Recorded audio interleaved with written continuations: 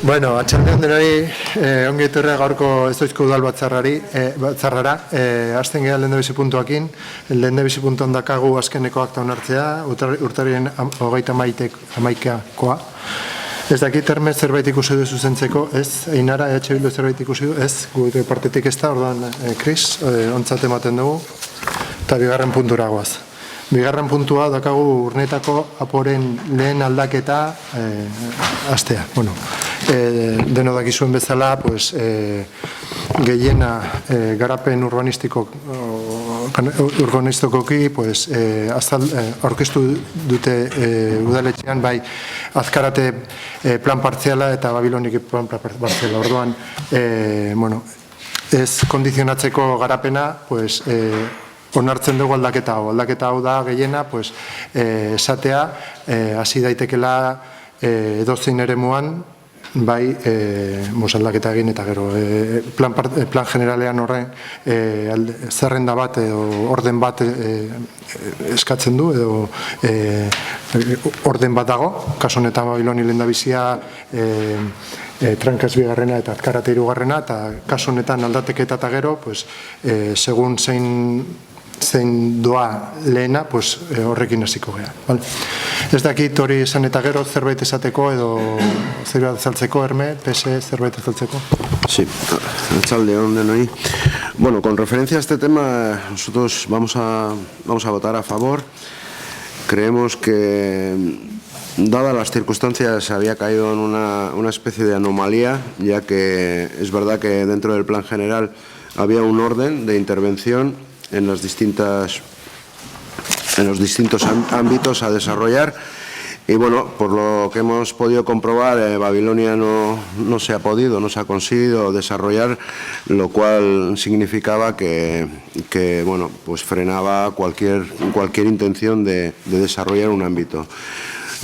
Por parte de Azkarate se ha procedido a presentar un plan parcial, el cual, pues bueno, parece ser que sí que va a ir adelante, y bueno, Urnieta necesita vivienda y creo que es un buen acuerdo, ¿no? Estamos de acuerdo con este punto. Ainara, Bilduren posizioa. Bai, gure kasuan ere etxe bizitzen sorrera interesgarria iruditzen zaigu, gainera ontarako aldaketa hau emateare oso interesgarria iruditzen zaigu, baina bueno, ja aprobetxatuko dugu eta ja hasieratik pauso firmeak emateko asmotan eta gure postura ere firmea eta irmoa izan dadin, bai aipatuko ditugu kondizionante batzuk edo ikusten dituguna kontutan hartzekoak, naiz eta gure aldeko bozka emango digun, oso interesgarria ikusten dugu. Beraz, bai esaten dugu aldaketa honi baietz, baina prozesu honetan eta hasieratik garbi utzita ondorengo gauzak kontutan hartzea, ja dagoeneko proiektuan islatuta daudenak. Lehenengo eta behin, garbi utzen nahi duguna da, parte hartze proposamena dagoen bezala, egokia ikusten dugula, eta garaian eta dagokion bezala egikaritzeko. Osea, oso ondo ikusten dugula dagoen bezala, baina egin dadila. Bestalde batetik, ikusten duguna da, Saletxe berri ez da agertzen. Eta badakigu ez datorrela aldaketarekin, baina aldaketa honek ibilbide bat hasten duenez, guk esan bezala azpimarratu nahi ditugu gure ikuspuntu batzu, bai. Saletxe berri ez da agertzen zerrenda horretan, bai ikusten da, Mirabaiez eta Urkain berri eta baina ez da agertzen. Orduan, honetaz hitz egiten astea ere proposatzen dugu, akatsa balitz, akatsaren zuzenketa, eta akatsa ez balitz, zergatiaren azalpena.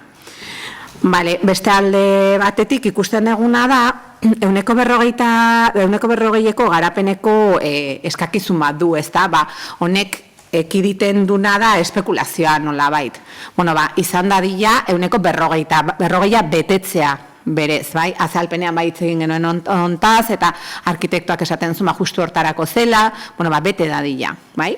Osea, egokiak ikusten ditugun puntuak azpimarratzen ari gara, Eta beste alde batetik, baitari ikusten da planean, nola jartzen duen ingurumenaren ebaluazio bat hitzez egin dena, pixkak eskatu iten gaitu hitzezko proposamenek. kezkatzen gaituzte, ze aurrekarietara baldin bagoaz, ikus adibidez, Orubearen egoeran nola egon ginen DBH-ko eraikinarekin, eta batean erreka edo ez daki zertzen, baina ur zerbaitekin arazo bat euki genuen eta sekulako hilabetea juntzi zaizkigun aurrera. Orduan, hasieratik erreparatzen badugu olako zeretan, denon begiradarekin, igual hobeto jungo zaigulakoan. Eta azkenik, azpimarratzea Saletxe Berrikin, Euskal Herria Bilduk hasieratik eukiduen posturetako bat izan dela, legearen bidea noski, ez dugu esaten besteek ezetz, evidentemente, baina guk esaten duguna bai da, aprobetxa genezakela agian, oain plan partzialaren ikuitu honetan, agian errepara genezakela Saletxe Berri ere. Esan bezala, ez dator zehazki gaurko gaiarekin, baina lehen pauso badakigu gurpilak ze abiadura hartu ohi duen onlakoetan, eta nahiago dugu gure postura ja lehenengo episodiotik garbi utzi. Eskerrik asko.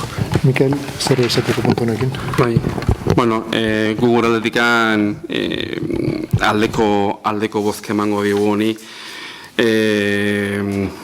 Batetikan, etorkizunera begiratori guztia, herrian egon daitezkeen beharrak anitzak direlako. Batetikan, gazteek edo herriko jendeak etxe bizitzak behar ditu, etxe bizitza berriak, etxe bizitza irisgarriak, eta etxe bizitza irisgarri horietara beste hainbat esperientzia daukagun bezala herriko gazte, baina ez herriko gaztea bakarrikan, bezik eta edade pixka daukaten jendeak ere joateko itura izaten du, eta gaur egun dauzkaten egoera edo etxe ez irisgarri batzuetatikan etxe irisgarri batzuetara joateko aleginak ere egiten dira, eta horrelako aukerak eskaintzean ikuset egoki izaten dela. Era berean horrelako urbanizazio bai izan Babiloni, bai izan Azkarate, ziurrenik horietako bat izango da horrena garatuko dena, babietan kontutan hartu behar dugu babes ofizialeko eta tasatua diren etxe bizitza mordoa zientoka egongo dela, eta hori ere nolabait ere mesede barria da gaur egun gauden egoera kontutan izanikan.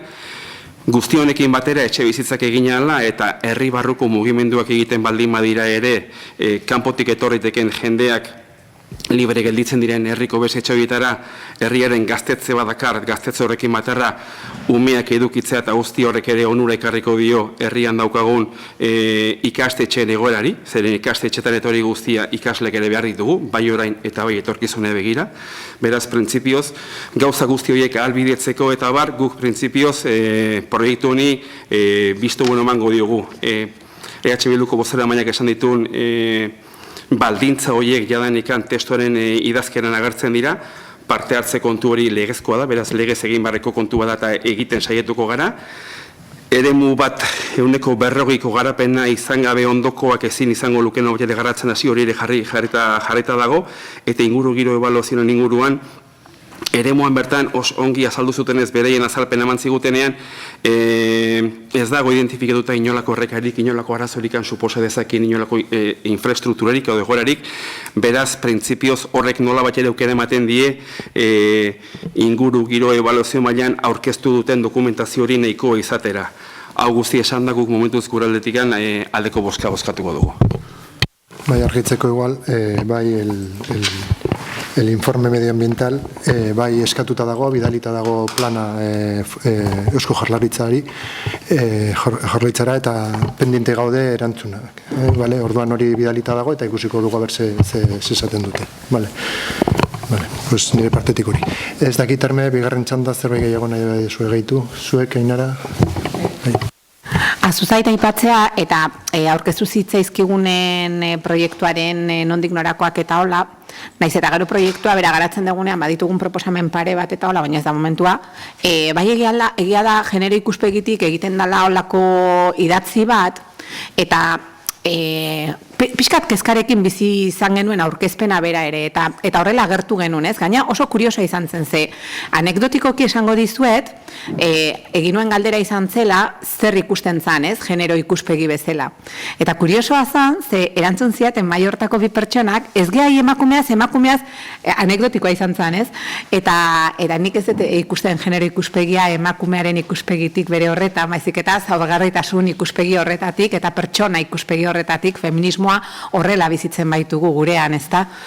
Eta bai, erreparatu beharko genukela testu horietan legea betetzetik aratago sinistuz, ez? Zegero urrungo puntu bat badatorkigu, eta uste dut koherentzian eta egitan aurrera paus hori emanez, ez da, esan ez, bueno, guk egitan sinisten dugu genero ikuspuntua bete behar dutela, auzo berriek, herri berriek, edo gune berriek. Eta ez legeak obligatzen gaituelako, baizik eta gukola nahi degulako Mikelek aipatu duen gazte hoientzako, edo ez hain gaztentzako, edo, ez, guk ere horrela nahi degulako. Bueno, besterik gabe, oso ondo esan dezuen bezala testuak reflejatzen ditu, Saletxe berri ez diren beste puntu guzti horiek, gustora gelditzea zure esanarekin ingurumenaren edo eskaera eginda dagoela, beraz, guregatik aurrera, arazorik gabe. Ados, eskerrik asko, Mikel zerbait gehitzeko? Ez. Orduan erabakia izango zen, lehenagoa, lehen da bizia.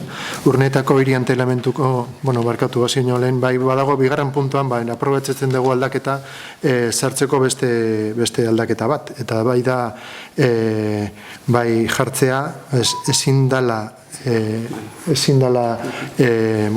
jarri joko jarduerak bai a menos de 500 metros de un centro escolar, bai, eta bai igual mencionar que la consulta está hecha en Diputación. Diputación fue la que estableció la necesidad de establecer un orden de desarrollo de ámbitos y está acordado que con estos dos pequeños cambios no sería necesario el informe de todos los departamentos y demás, ¿vale? Sería una modificación, digamos, rápida del plan general. Aipatzea hori, vale. Orduan, erabakia izango da. Lehenengoa, Urnietako hiri antolamentuko plan orokorraren testu bateginaren lehendabizigarren aldaketa puntualaren espedienteari hasiera ematea, bizitegitarako eta industriarako eremu urronegarrien programazioa aldatzeko, bigarrena Urnietako apoeren aldaketa honen ikastetxe batetik 500 metro baino gutxi gora joko jarduerak irekitzeko debekatuta ezartzea proposatzen dut, eta hirugarrena Urnietako hiri antolamentuko plan orokorraren lehendabizigarren aldaketa puntuala egiteko eta onartzeko prozesuan herritarrek parte hartzeko programa onartzea, eta laugarrena Gaon eta udalaren webgunean argitaratzea Urnietako aporen lehendabizigarren aldaketa espedientearen herritarren partaiditzarako programa eta informazioaren teknologia berrien bidez zabaltzea. Aldeko bozkak. Hau batez, eskerrik asko. Pasatzen den gea 3. puntua eta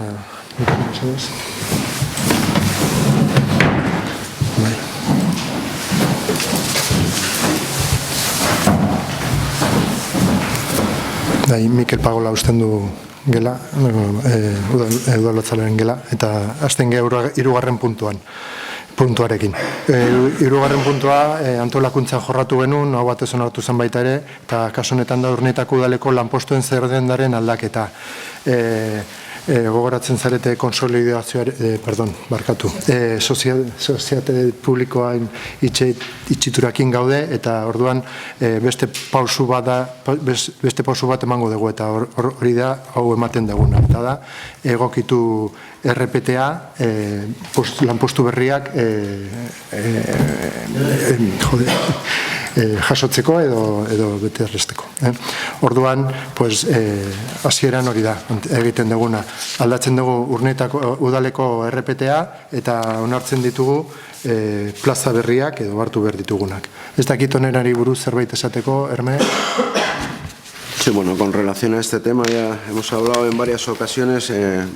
Queremos entender que nosotros no hemos estado en todo el proceso directamente, ¿no? Y queremos entender que todos los trabajadores y trabajadoras, tanto de Kultur Urnieta así como de Urnieta y aquí, pasan con las condiciones adecuadas, ¿no? al ayuntamiento. No tenemos ninguna noticia al respecto, pero como no hemos estado directamente en este proceso, más allá de las informaciones que hemos ido recogiendo y las que se han presentado en las distintas comisiones, lo hacemos pensando que todos y todas están de acuerdo. Vale, gracias. De acuerdo. Ainara, zerbait esateko puntuarekin Bildu. Bai, bida, egia esan, datak pixka gainera etorre zaizkigula xamarra daukagu eta konsultak berandu xamarra egin ditugula, eta orduan gure aitortza berandu komentario honekin etortzea. Baina kezkatzen gaituna da, klaro, guk kulturnieta eta urnieta eraiki pasako ditugu udalera nolabait esan da, eta etorriko dira egun dauden leku berean, nolabait esan da baldintza berberetan. Kezkatzen gaituna beraz, da musika eskolako irakasleek, beraie konsolidazio prozesu honetan, eskakizunetan, oso kuriosoa da, eske orain arte egia esan ez dugu erreparatzerik izan, izan zaitezke klarineteko irakaslea, txikin bakarrik, udaletxe honetan. Eta beste udaletxe batzuetan ez, ordea. Ze, klaro, batxidakin norbaitek ez dauka zertan jakin, partitura bat irakurtzen. Eta bi, txirula edo, zer da bestea jotzen duten hemen, gitarraren antzekoa, ukelelea.